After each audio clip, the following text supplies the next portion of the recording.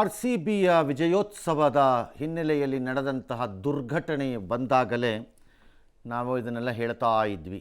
ಮುಂದೊಂದು ದಿನ ಯಾರೂ ಇದಕ್ಕೆ ಜವಾಬ್ದಾರಿ ಅಲ್ಲ, ಒಂದು ವೇಳೆ ಇದ್ದರೂ ಅವರೂ ಜವಾಬ್ದಾರಿ, ಇವರೂ ಜವಾಬ್ದಾರಿ, ಅವರೂ ಜವಾಬ್ದಾರಿ ಅಂತ ಹೇಳಿ ಎಲ್ಲ ಕೈ ತೊಳೆದುಕೊಂಡು ಹೋಗುತ್ತಾರೆ ಅಂತ. ಹೀಗಾಗಿರೋದು ಅದೇನೆ. ಪ್ರಶಸ್ತಿಯನ್ನು ಗೆದ್ದ RCB ತನ್ನ ಪ್ರತಾಪವನ್ನು ತೋರಿಸೋದಕ್ಕೆ ಹೋಯಿತು ಒಂದು ಕಡೆ. ಅವರ ಪ್ರತಾಪ ಮತ್ತು ಪ್ರಸಿದ್ಧಿಯ ಹೆಸರಿನಲ್ಲಿ ಚಾಮರದ ನೆರಳಿನಲ್ಲಿ ತನ್ನ ಬೇಳೆಯನ್ನು ಬೇಯಿಸಿಕೊಳ್ಳಲು ಕರ್ನಾಟಕದ ರಾಜಕಾರಣಿಗಳು ಹಪಾಹಪಿಸಿದರು. ಪರಿಣಾಮ ಜನ ಬಂದು ಸೇರಿದ್ರು, ಪರಿಣಾಮ ಸತ್ರು, ಪರಿಣಾಮ ಸಿದ್ದರಾಮಯ್ಯ ನಮ್ಮ ಟ್ಯಾಕ್ಸ್ ದುಡ್ಡನ್ನು ಪರಿಹಾರದ ರೂಪದಲ್ಲಿ ಕೈ ತೊಳೆದುಕೊಂಡು ಕೃತಾರ್ಥರಾದರು. ಈಗ ಸರ್ಕಾರ ಕೈ ತೊಳ್ಕೋತು, ಪೊಲೀಸ್ನವ್ರ ಮೇಲೆ ಗೂಬೆ ಕೂರಿಸ್ತು, RCBನವ್ರು ಇನ್ಯಾರ ಮೇಲೆ ಗೂಬೆ ಕೂರಿಸ್ತು, ಮುಂದಕ್ಕೆ ಹೋಯ್ತು ತನ್ನ ಪಾಡಕ್ಕೆ ತಾನು. ಕತ್ತಿ ಕಾಯಕ್ಕೆ ಕಾರ್ಯಕ್ರಮಕ್ಕೆ ಹೋಗಿದ್ರ ಹಾಗಾದ್ರೆ ನೀವೆಲ್ಲ ವಿಧಾನಸೌಧಕ್ಕೆ?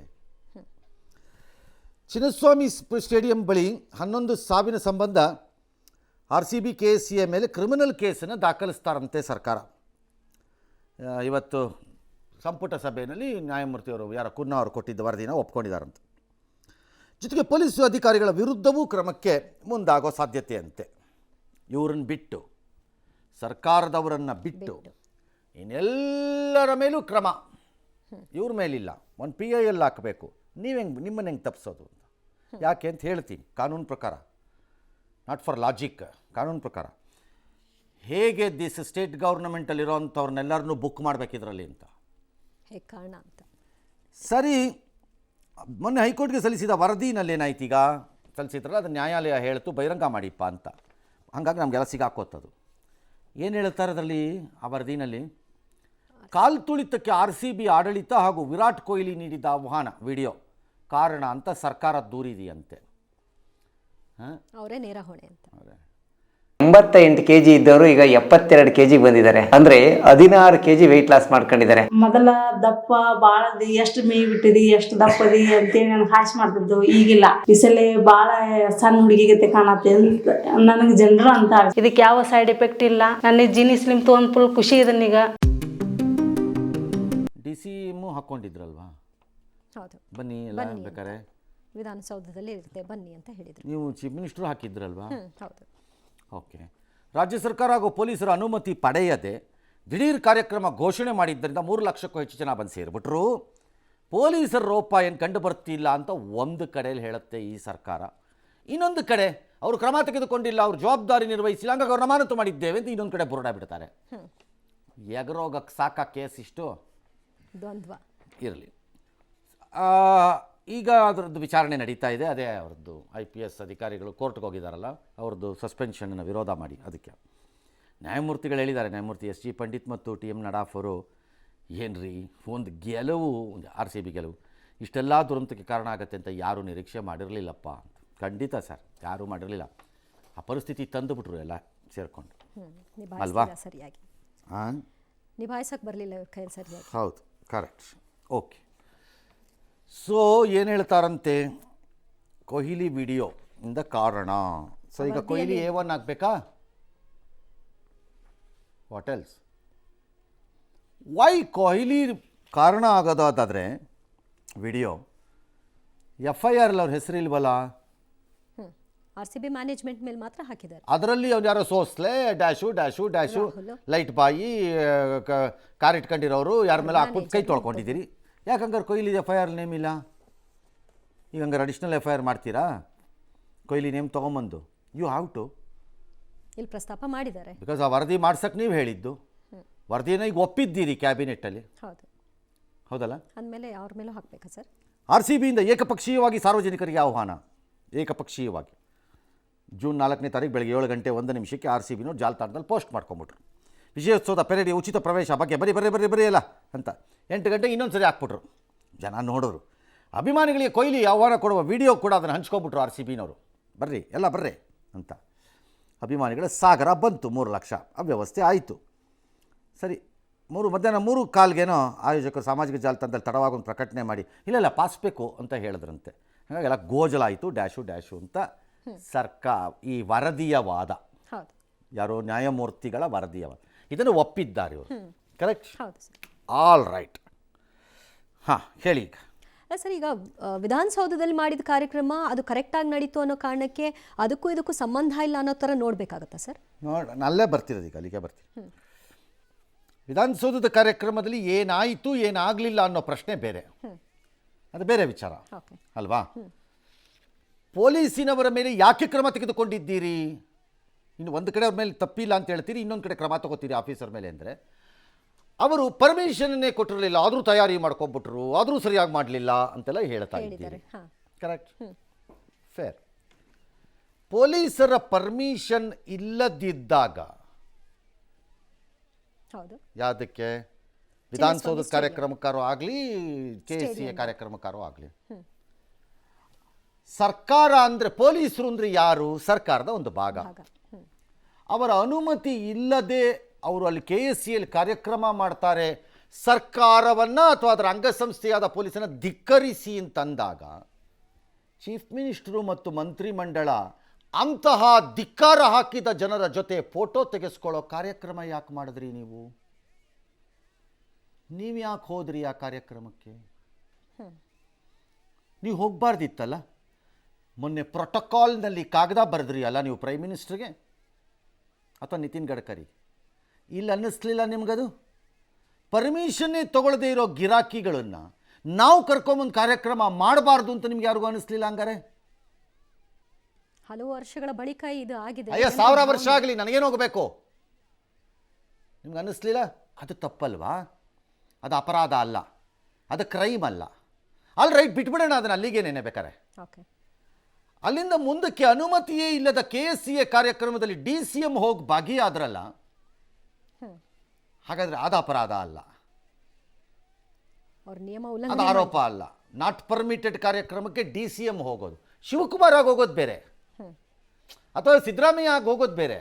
ಸರ್ಕಾರದ ಭಾಗವಾಗಿ ಇವರು ಹಾಗೆ ಅದು ಅಪರಾಧಿ ಅಲ್ಲ, ಅದು ಆರೋಪ ಆಗಲ್ಲ, ಅದು ತಪ್ಪಾಗಲ್ಲ. ಅದು ಪರ್ಮಿಷನ್ ಕೊಡದಿರೋ ಪೊಲೀಸ್ನವರು ಅದನ್ನು ಪರ್ಮಿಷನ್ ಇಲ್ದಿದ್ರು ಅಲ್ಲಿ ಇದು ಹಾಕಬೇಕಿತ್ತು, ಏನು ಸೆಕ್ಷನ್ ಹಾಕಬೇಕಿತ್ತು ಅಂತೆಲ್ಲ ಭಂಡವಾದವನ್ನು ಮಾಡುತ್ತಿರುವಂತಹ ಕಚಡ ಸರ್ಕಾರದಲ್ಲಿ ಇದು ಯಾರು ಅಂತ ನನಗೆ ಗೊತ್ತಿಲ್ಲ. ಅವರುಗಳು ಆ ಥರ ಎಲ್ಲ ವಾದ ಮಾಡ್ತೀರಂತೆ.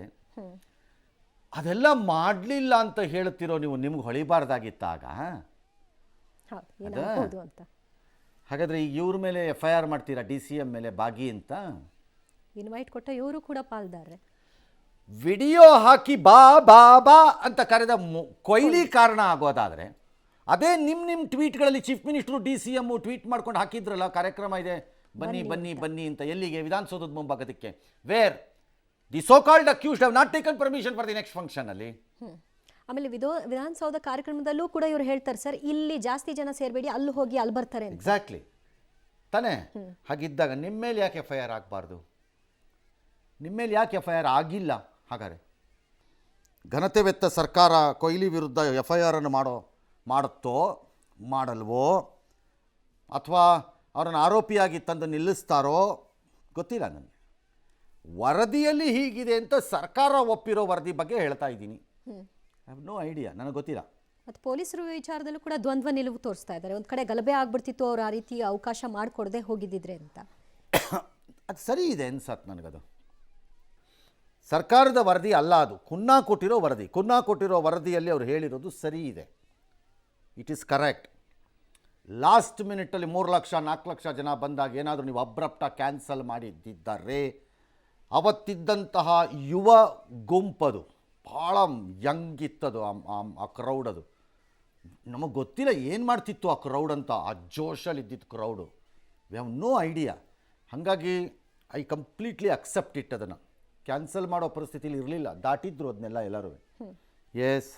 ಇನ್ನು ಚಿತ್ರದುರ್ಗದ ರೇಣುಕಾಸ್ವಾಮಿ ಹತ್ಯೆ ಪ್ರಕರಣದಲ್ಲಿ ನಟ ದರ್ಶನ್ಗೆ ಮತ್ತೆ ಸಂಕಷ್ಟ ಎದುರಾಗಿದೆ. A1 ಪವಿತ್ರ ಮತ್ತು ದರ್ಶನ್ ಸೇರಿದಂತೆ 7 ಆರೋಪಿಗಳಿಗೆ ಜಾಮೀನು ನೀಡಿರೋದನ್ನು ಪ್ರಶ್ನಿಸಿ ರಾಜ್ಯ ಸರ್ಕಾರ ಸುಪ್ರೀಂ ಕೋರ್ಟ್ ಮೆಟ್ಟಿಲೇರಿತು. ಇವತ್ತು ಅರ್ಜಿಯ ವಿಚಾರಣೆಯನ್ನು ನಡೆಸಿ ಹೈಕೋರ್ಟ್ ಜಾಮೀನು ಆದೇಶದ ಬಗ್ಗೆ ಆಕ್ಷೇಪವನ್ನು ಸುಪ್ರೀಂ ಕೋರ್ಟ್ ಎತ್ತಿದೆ. ಹೈಕೋರ್ಟ್ ತನ್ನ ವಿವೇಚನೆ ಚಲಾಯಿಸಿದ ರೀತಿ ನನಗೆ ಮನದಟ್ಟಾಗ್ತಾ ಇಲ್ಲ ಅಂತ ಸುಪ್ರೀಂ ಕೋರ್ಟ್ನ ನ್ಯಾಯಮೂರ್ತಿಗಳು ಹೇಳಿದ್ದಾರೆ. ಆರೋಪಿ ಪರ ವಕೀಲ ಕಪಿಲ್ ಸಿಬಲ್ರಿಗೂ ಪೀಠ ಪ್ರಶ್ನೆಯನ್ನ ಕೇಳಿದೆ. ದರ್ಶನ್ ಮೇಲಿರೋ ಹಳೆ ಪ್ರಕರಣಗಳ ಮಾಹಿತಿಯನ್ನ ಕೊಡಿ ಅಂತ ಕೂಡ ಕೇಳಿದ್ದು, ಹೆಚ್ಚುವರಿ ವಾದವನ್ನ ಲಿಖಿತ ರೂಪದಲ್ಲಿ ಸಲ್ಲಿಸಲು ದರ್ಶನ್ ಪರ ವಕೀಲರಿಗೆ ಸೂಚಿಸಿದೆ. ಇನ್ನು ಮುಂದಿನ ಮಂಗಳವಾರಕ್ಕೆ ವಿಚಾರಣೆಯನ್ನು ಮುಂದೂಡಲಾಗಿದ್ದು ಅಂದೇ ಆದೇಶ ನೀಡೋದಾಗಿ ಹೇಳಿದೆ. ಇನ್ನು ಜಾಮೀನಿನ ಮೇಲೆ ಇರುವಂತಹ ದರ್ಶನ್ ಥಾಯ್ಲೆಂಡ್ನಲ್ಲಿ ಚಿತ್ರೀಕರಣದ ಸಲುವಾಗಿ ಹೋಗಿದ್ದಾರೆ. ಸುಪ್ರೀಂ ಕೋರ್ಟ್ ಇವತ್ತು ಕೆಲವು ಪ್ರಶ್ನೆಗಳನ್ನು ಕೇಳುತ್ತೋ ಅಂತ ಕೂಡಲೇ ಅದು ನಿರ್ಧಾರ ಮಾಡಿದೆ ಜಾಮೀನಿನ ವಿಚಾರದಲ್ಲಿ ಅಥವಾ ಹೈಕೋರ್ಟ್ನ ತೀರ್ಪಿನ ವಿಚಾರದಲ್ಲಿ ಅಂತೇನಲ್ಲ. ಬಟ್ ಸುಪ್ರೀಂ ಕೋರ್ಟು ಯಾವುದೇ ನಿರ್ಧಾರಕ್ಕೆ ಬರುವ ಮೊದಲು ವಿಪರೀತವಾದ ಆಳಕ್ಕೆ ಹೋಗಿ ಪ್ರಶ್ನೆಗಳನ್ನು ಕೇಳಕ್ಕೆ ಪ್ರಾರಂಭ ಮಾಡಿದೆ. ಅದು ಮಾತ್ರ ಸರಿ. ಬಟ್ ನಿರ್ಧಾರ ಆಗಿದೆ ಅಂತ ಹೇಳಲಿಕ್ಕೆ ಬರಲ್ಲ ಯಾರು ಜಂಪ್ ಆಗಬೇಡಿ. ಈ ಕೇಳಿದ ತಕ್ಷಣ ಆದೇಶ ಅದೇ ಆಗ್ಬೋದು. ರದ್ದಾ ಮತ್ತೆ ಜೈಲಿಗಾ ಅಂತೆಲ್ಲ ಶುರು ಮಾಡ್ಕೋಬೇಡಿ. ಆ ರೀತಿ ಇರಲ್ಲ, ಹಂಗಲ್ಲ ಅದು ಅಂತ ನನ್ನ ವಾದ legally. But somewhere supreme court is not happy. V don't no. ಆ ಅನ್ಹ್ಯಾಪಿನೆಸ್ಸು ನಾಳೆ ಕ್ಯಾನ್ಸಲೇಷನ್ಗೆ ಹೋಗುತ್ತೋ ಹೋಗಲ್ವೋ ನಮಗೆ ಗೊತ್ತಿಲ್ಲ. ನ್ಯಾಯಮೂರ್ತಿಗಳಾದ ಪರ್ದಿವಾಲಾ ಅವರು ಇವತ್ತು ಕೇಳಿದ್ದಿದ್ದು ನಾನು ಅತ್ಯಂತ ಪ್ರಾಮಾಣಿಕವಾಗಿ ಹೇಳ್ತೀನಿ. ಅಂದರೆ ಕಕ್ಷಿದಾರ ಅಂದರೆ ಹೋಗಿ ದರ್ಶನಿನ ವಕೀಲರಾಗಿರೋ ಕಪಿಲ್ ಸಿಬಲ್ಗೆ ಹೇಳ್ತಾ ಇದ್ದಾರೆ, ಈ ಕೇಸ್ನಲ್ಲಿ ಜಾಮೀನು ನೀಡುವಾಗ ಹೈಕೋರ್ಟ್ ಬಳಸ್ಕೊಂಡಿರುವಂತಹ ವಿವೇಚನೆ ನನಗೆ ಮನವರಿಕೆ ಆಗ್ತಾ ಇಲ್ಲ ಅಂತ. ಇದನ್ನು ಅತ್ಯಂತ ಪ್ರಾಮಾಣಿಕವಾಗಿ ಹೇಳ್ತಾ ಇದ್ದೀನಿ. ನೀವು ನಿಮ್ಮ ಕಕ್ಷಿದಾರರ ಜಾಮೀನು ನಾವು ರದ್ದು ಮಾಡಬಾರ್ದು ಅನ್ನೋದೇ ಆದರೆ ಆ ವಾದ ಮಾಡೋಕ್ಕೆ ಬಂದಿದ್ದೀರಿ ನಮ್ಮ ಮುಂದೆ. ನಿಮ್ಮ ವಾದ ನಾವು ಕೇಳ್ತೀವಿ, ಕೇಳಲ್ಲ ಅಂತಲ್ಲ. ಜುಲೈ 22ನೇ ತಾರೀಕು ಕೇಳ್ತೀವಿ. ನಾವು ಯಾಕೆ ಮಧ್ಯಪ್ರವೇಶ ಮಾಡಬಾರ್ದು ಇದರಲ್ಲಿ ಅನ್ನೋದನ್ನು ನೀವು ಸಕಾರಣಗಳೊಂದಿಗೆ ಅವತ್ತಿನ ದಿನ ವಾದ ಮಾಡಿ ನೋಡೋಣ. ಒಂದಿಷ್ಟು ಮಾರ್ಕಿಂಗ್ ಮಾಡಿದ್ದೀವಿ ನಾವು ಆ ಜಡ್ಜ್ಮೆಂಟ್ಗಳಲ್ಲಿ. ನೀವು ಅದನ್ನು ಅರ್ಥ ಮಾಡ್ಕೋತಿಲ್ವೋ ಅಥವಾ ಗಮನಿಸ್ತಿಲ್ವೋ ನಮಗೆ ಅರ್ಥವಾಗ್ತಿಲ್ಲ ಅಂತ ನ್ಯಾಯಮೂರ್ತಿಗಳು ಹೇಳ್ತಾರೆ. ಅಂದರೆ ದ ಜಡ್ಜ್ಮೆಂಟಲ್ಲಿ ದೇ ಹ್ಯಾವ್ ಕಲರ್ಡ್ ಮಾರ್ಕಿಂಗ್ ಎಲ್ಲೋ ಮಾಡಿರಬೇಕು ಅಥವಾ ಟಿಕ್ ಏನೋ ಇನ್ನೊಂದು ಮಾಡಿರಬೇಕು ಅವರು ಮೋಸ್ಟ್ಲಿ ಜಡ್ಜ್ಗಳು ನ್ಯಾಯಮೂರ್ತಿಗಳು. ಹೈಕೋರ್ಟ್ನ ಯಾವ ಭಾಗ ನಿಮ್ಮ ಮನಸ್ಸನ್ನು ಈ ರೀತಿ ಮಾಡಿದೆ ಅಂತ ಕಪಿಲ್ ಸಿಬಲ್ ಹೇಳಿದ್ದಕ್ಕೆ ಅವರು ಜಾಮೀನಿನ ಮೇಲೆ ಬಿಡುಗಡೆ ಮಾಡುವುದು ಹೇಗೆ ಎಂದು ಹೈಕೋರ್ಟು ಒಂದೇ ಉಸಿರಿನಲ್ಲಿ ಹೇಳಿ ಮುಗಿಸ್ಬಿಟ್ಟಂಗಿದೆ. ಇಟ್ ಈಸ್ ಎ ಪ್ರಾಬ್ಲಮ್, ನನಗೆ ಸಮಸ್ಯೆ ಕಾಣಿಸ್ತಿದೆ ಅಂತ ಹೇಳಿದ್ದಾರೆ. ಇನ್ನು ಸರ್ಕಾರದ ಪರ ಇರೋವಂಥ ಸಿದ್ಧಾರ್ಥ ಮಲ್ಹೋತ್ರಾ ವಕೀಲರು ಅವರು ಕೂಡ ಇದ್ದಾರೆ, ಅವರು ಭಾಗಿಯಾಗ್ತಾರೆ. ಅವ್ರನ್ನೂ ಕೇಳಿದ್ದಾರೆ ಕೋರ್ಟು ನಿಮ್ಮದೇನಾದ್ರು ಇದೆಯಾ ಅಂತ. ಅದಕ್ಕೆ ಅವರು ನನಗೂ ಇದೆ ಏನೇ ಅವರು 22ನೇ ತಾರೀಕು ಹೋಗ್ತಾರೆ ವಾದಕ್ಕೆ ಗ್ಯಾರಂಟಿ. ಆರೋಪಿಯ ಪ್ರಕರಣದ ಪ್ರಮುಖ ಸಾಕ್ಷಿ ಅಂದರೆ ಅದರಲ್ಲಿ ಚಿಕ್ಕಣ್ಣ, ಅವ್ರ ಹೆಸರು ಹೇಳಿದಾರೋ ಇಲ್ವೋ ನಮಗೆ ಗೊತ್ತಿಲ್ಲ, ಸಾಕ್ಷಿ ಜೊತೆ ಇವರು ಸಾರ್ವಜನಿಕವಾಗಿ ಕಾಣಿಸ್ಕೋತಾರೆ ಇವರು. ಎಕ್ಸಾಕ್ಟ್ಲಿ ದಟ್ ವಾಸ್ ಅನ್ಬಿಲೀವಬಲ್ ನನಗೂ. ಅದು ಅಲ್ಲದೆ ಅಂಡರ್ 164 ಹೋಗಿ ಅವ್ರು ಮ್ಯಾಜಿಸ್ಟ್ರೇಟ್ ಮುಂದೆ ರೆಕಾರ್ಡ್ ಮಾಡ್ತಾರೆ ಇದಾಗಿ ಸಾಕ್ಷಿಯಾಗಿ ಮಾಫಿಯಾಗಿ. ನಂತರ he goes and meets the ಅಕ್ಯೂಸ್ಡ್ನ. ಅಮೇಝಿಂಗ್ ಅದು. ಐ ಡೋಂಟ್ ನೋ ಏನೋ ಅದನ್ನು ಅವ್ರು ಪ್ರಸ್ತಾಪ ಮಾಡಿದ್ದಾರೆ. ಬಟ್ ಅದೆಲ್ಲ ಏನಾಗತ್ತೋ ಗೊತ್ತಿಲ್ಲ. 22ನೇ ತಾರೀಕಿಗೆ ಬಂದಾಗ ಗೊತ್ತಾಗಬೇಕಷ್ಟೆ. ಹಳೆ ಪ್ರಕರಣಗಳ ವಿವರವನ್ನು ಕೇಳಿರೋದ್ರಿಂದ it is only to see what is the history of the person ಅನ್ನೋದಕ್ಕೆ ನೋಡಿರ್ತಾರೆ. ಹಳೆಯ ಪ್ರಕರಣದ ಆಧಾರದ ಮೇಲೆ ಈ ಪ್ರಕರಣಕ್ಕೆ ಕೊಡ್ತಾರೆ ಅಂತಲ್ಲ, ಬ್ಯಾಕ್ಗ್ರೌಂಡ್ ಏನು ಹಿಸ್ಟ್ರಿ ಏನು ಅಂತ ನೋಡ್ತಾರೆ. ಆಲ್ ರೈಟ್, ನೀವು ಹೇಳ್ತಾ ಇದ್ದೀರಿ ನಾನು ಯಾರಿಗೆ ಕೇಳ್ತಾ ಇದ್ದೀನಿ ಜಾಮೀನನ್ನು, ಅವನಂಥ ಪುಟಿದೆಟ್ಟ ಚಿನ್ನದಂತಹ ವ್ಯಕ್ತಿ ಅವನು. ತನ್ನ ಜೀವನದಲ್ಲಿ ಒಂದು ಗುಲಗಂಜಿಯಷ್ಟು ತಪ್ಪನ್ನು ಮಾಡದೇ ಇದ್ದವನು, ಒಂದು ದಿನ ಒಂದು ಕೇಸನ್ನು ಮಾಡ್ಕೊಳ್ಳದೇ ಇದ್ದವನು ಕ್ರಿಮಿನಲ್ ಸೈಡಲ್ಲಿ. ಬೇರೆದು ಬಿಟ್ಟುಬಿಡಿ, ಲೆಕ್ಕಾಚಾರ ಅಲ್ಲ. ಯಾವುದೋ ಸಿವಿಲಲ್ಲೇನೋ ಆಗೋದು ಅಥವಾ ಯಾವುದೋ ನಮ್ಮ ಪ್ರೊಫೆಷನ್ಗಳಲ್ಲಿದ್ದಾಗ ಕೆಲವು ಸರಿ ಆಗ್ಬಿಡೋದು, ಈ ಥರದ್ದೆಲ್ಲ ಅಲ್ಲ. ಕ್ರಿಮಿನಲ್ ಒಂದಿನ ಫೇಸ್ ಮಾಡಿಲ್ಲ. ಹಾಗಿದ್ದಾಗ ಅವ್ರ ಮೇಲೆ ಈ ರೀತಿ ಬಂದಿದೆ, ಅವ್ರ ಅಂಥ ವ್ಯಕ್ತಿ ಅಲ್ಲ ಅನ್ನೋ ವಾದ ಮಾಡ್ತಾರೆ. ಆದರೆ ಹಿಂದೆ ಇದ್ದಾಗಾದರೆ ಇಲ್ಲ, ಹಿಂದೆ ಇವ್ರದ್ದು ನಡವಳಿಕೆಯೇ ಹೀಗಿದ್ದಂಗಿದೆ, which looks like violent criminal. ಹಾಗಾಗಿ ಬಹುಶಃ ಯಾರೋ ಹೇಳಿರಬೇಕು, ಅದಕ್ಕೆ ಅವ್ರು ಹಿಂದಿನ ಕೇಳಿದ್ದಾರೆ. ಇನ್ನು ಬಿ ಖಾತಾ ಹೊಂದಿರುವ ಬೆಂಗಳೂರಿಗರಿಗೆ ಇದು ಆ್ಯಕ್ಚುಲಿ ಗುಡ್ ನ್ಯೂಸ್. ಇದು ನನ್ನ ಪ್ರಕಾರ ನ್ಯೂಸ್ ಇದು ಇವತ್ತಿನ ಎಲ್ಲರಿಗೂ. ಭಾಳ ಜನಕ್ಕೆ ನಿಮಗೆ ಲಾಭ ಸಿಕ್ಕತ್ತೆ. ಗ್ರೇಟರ್ ಬೆಂಗಳೂರು ವ್ಯಾಪ್ತಿಯಲ್ಲಿ ಎ ಖಾತಾ ಬಿ ಖಾತಾ ಗೊಂದಲಕ್ಕೆ ರಾಜ್ಯ ಸರ್ಕಾರ ಇವತ್ತು ಸಂಪುಟದ ಮೂಲಕ ತೆರೆ ಎಳೆದಿದೆ. Well done. ನನ್ನ ಪ್ರಕಾರ ಬೇಗನೆ ಮಾಡಿದ್ದೀರಿ, ಒಳ್ಳೆಯದೇ ಮಾಡಿದ್ದೀರಿ. ಇದು ನಿಜವಾದ ಮಿಡ್ಲ್ ಕ್ಲಾಸ್ ಆ್ಯಂಡ್ ಬಡವ್ರಿಗೆ ಹೆಲ್ಪ್ ಆಗ್ಬೋದಾದ್ದಿದು. ಯಾಕೆ ಅಂತ ಹೇಳ್ತೀನಿ. ಬಿ ಖಾತಲ್ಲಿ ಸಿಕ್ಕಾಕ್ಕೊಂಡು ಮನೆ ಕಟ್ಟೋಕ್ಕಾಗದೆ, ಪವರ್ ಕನೆಕ್ಷನ್ ತೊಗೊಳಕ್ಕಾಗದೆ, ವಾಟರ್ ಕನೆಕ್ಷನ್ ತೊಗೊಳಕ್ಕಾಗದೆ, ಪ್ಲ್ಯಾನ್ ಅಪ್ರೂವ್ ಮಾಡಿಸ್ಕೊಳಕ್ಕಾಗದೆ ಒದ್ದಾಡ್ತಿರೋ 185 ಜನ ಮನೆ ಕಟ್ಟೋರು. ರಿಮೆಂಬರ್ ದಿಸ್ ಸರ್ಕಾರ. ಬಿ ಖಾತಾನಲ್ಲಿರೋ 185 ಜನ ಮನೆ ಕಟ್ಟೋರು. ವೆರಾಸ್ ಬಿ ಡಿ ಎ ಅಥವಾ ಬಿ ಡಿ ಏನೇ ಅಥವಾ ಯಾಕೆ ಬೇಕು ಬಿ ಡಿ ಎ ಲೇಔಟ್ಗಳೇ ಅದು ವಿಶ್ವೇಶ್ವರಯ್ಯನೋ ಕೆಂಪೇಗೌಡನೋ ಮತ್ತೊಂದೋ ಮತ್ತೊಂದೆಲ್ಲ ಇನ್ನು ದುಡ್ಡು ಹಾಕ್ತಾರಲ್ಲ ಸೈಟಲ್ಲಿ 185 ಜನ ಬಿಸ್ನೆಸ್ಗೆ ಅಪ್ರಿಸಿಯೇಷನ್ಗೆ ದುಡ್ಡು ಹಾಕೋರು. ಅದಕ್ಕೆ ನೀವು 20 ವರ್ಷ ಆದರೂ ಬಿ ಡಿ ಎ ಲೇಔಟ್ಗಳಲ್ಲಿ ಮನೆ ನೋಡಲ್ಲ, ಕಾಲ್ ಬಿದ್ದಿರುತ್ತೆ. ಬೇರೆ ಈ ಥರದ ಲೇಔಟ್ಗಳಲ್ಲಿ ಜಾಗ ಸಿಕ್ಕಿದ್ರೆ ಪಟ ಪಟ ಪಟ ಪಟ ಪಟ ಮನೆಗಳು ಬರುತ್ತವೆ. They are not for resell. ಇರ್ಬೋದು ಒಂದು 15-20% ಜನ, ನಾನು ಇಲ್ಲ ಅಂತ ಹೇಳೋಕ್ಕಾಗಲ್ಲ. ಹಾಗಾಗಿ ಟ್ರೂಲಿ ಇದು ಹೆಲ್ಪ್ ಆಗಬಹುದು ಜನಕ್ಕೆ. ಈ ಬಿ ಖಾತಾ ಸಮಸ್ಯೆ ಬಂದಿದ್ದು ಮೂಲ ಪ್ರಾಬ್ಲಮ್ ಬಿದ್ದಿದ್ದು ಎ ಖಾತಾ ಅಂದರೆ ಸರ್ವವೂ ಸರಿ ಇದೆ ಅರ್ಥ. ಖಾತೆಯನ್ನು ಕಾರ್ಪೊರೇಷನ್ಗಳು ಆಯಾಯ ಸಂಸ್ಥೆಗಳು ಯಾವಿದೆಯೋ ಅವ್ರು ಮಾಡಿಕೊಡ್ತಾರೆ. ಅದಕ್ಕೆ ಬೇಕಾದ ಕೆಲವು ನಿಯಮಗಳಿವೆ, ಆ ಪ್ರಕಾರದಲ್ಲಿ ಆ ಸೈಟ್ ಇದೆ, ನಿವೇಶನ ಇದೆ ಅಂತ ಅರ್ಥ. ಅದಕ್ಕೆ ಬೇಕಾದಂತಹ ಮನೆ ನಿರ್ಮಾಣದ ಪ್ಲಾನ್ಗಳನ್ನು ಅಪ್ರೂವ್ ಮಾಡಿಕೊಡ್ತಾರೆ.